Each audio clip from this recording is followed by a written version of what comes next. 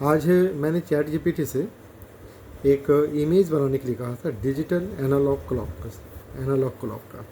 Digital भी बोला मैंने, लेकिन बाद में फिर मैंने उसको कहा कि एक एनालॉग क्लॉक भी बनाओ जिसका टाइम जो होना चाहिए वो 5:32 शाम का होना चाहिए, यानी कि 5:32 PM का होना चाहिए।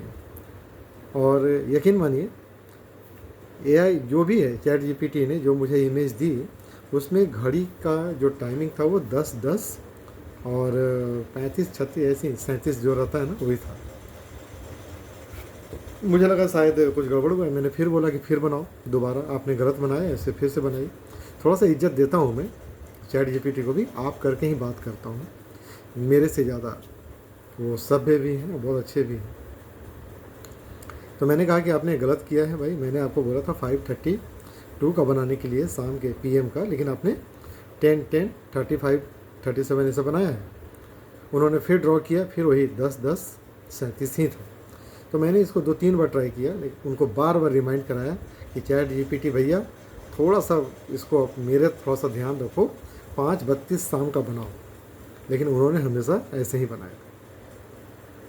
अब यहाँ पर सवाल ये है कि क्या चैट जीपीटी को 5:32 पता नहीं है? तो यहाँ पर AI समझना होगा कि आखिर ये आर्टिफिशियल इंटेलिजेंस होता क्या है और ये कितना ख़तरनाक है। और चैट जीपीटी या फिर ग्रोक है या फिर आपका जेमिनी है या फिर आपका कोपायलट है, ये सारे जितने भी आर्टिफिशियल इंटेलिजेंस पर आधारित जो भी ऐप है वो कहीं ना कहीं जो सूचनाएं एकत्रित करता है ना वो पूरे इंटरनेट से उतारता है। यानी कि इंटरनेट में जितनी भी सूचना जमा है उन्हीं सूचनाओं को वो आपके पास लाकर देता है। इसके अलावा उसके पास कुछ नहीं है, वो अपना कुछ भी क्रिएट नहीं करता है। आपने जो मांगा, आपने जो बोला, आपने जो डाला उसको इकट्ठा रखता है, वो जब चाहेंगे आपको लाकर वो दे देता है। तो यहाँ पर मेरे साथ भी यही हुआ। उसके पास जो घड़ी है, अगर आप इंटरनेट पर सर्च करेंगे तो आपको क्लॉक दिखाई देगा 10, 10, 35, 37 जो भी है वही दिखाई देता है। आपको कभी भी 5:32 का आपको नहीं दिखेगा। तो जब वो इंटरनेट पर है ही नहीं तो आपको देगा कहाँ से? तो AI जो है वो पब्लिक डोमेन में इंटरनेट पर जो भी उपलब्ध सामग्री है वही ला करके आपको देता है।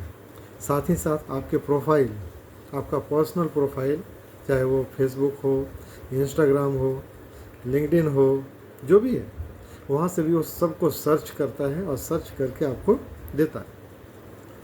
तो यहाँ पर एक चीज़ समझने की है कि मुझे याद आ गया बहुत पहले बचपन में मैंने एक फ़िल्म देखी थी, आई रोबोट, विल स्मिथ की फ़िल्म थी ये, और आज के समय के वो लेकर के ही थी। आज के समय की क्या, आज से 5-6 साल बाद की वो कहानी है, जिसमें रोबोट जो है वो अपने कृत्रिम दिमाग को इतना इंटेलिजेंट बना लेता है आपसे इन्फॉर्मेशन लेकर कि वो एक दिन पूरी मानव जाति पर कब्जा कर लेता है। और हो भी रहा है, हमें दिखता नहीं है, हम देखना नहीं चाहते हैं, लेकिन दिख तो यही रहा है कि जितने लोग आज हम लोग देख रहे हैं सोशल मीडिया के ये में, जितने लोग वायरल हो रहे हैं वो फिर कहीं के नहीं हो रहे हैं, न किसी के हो रहे हैं।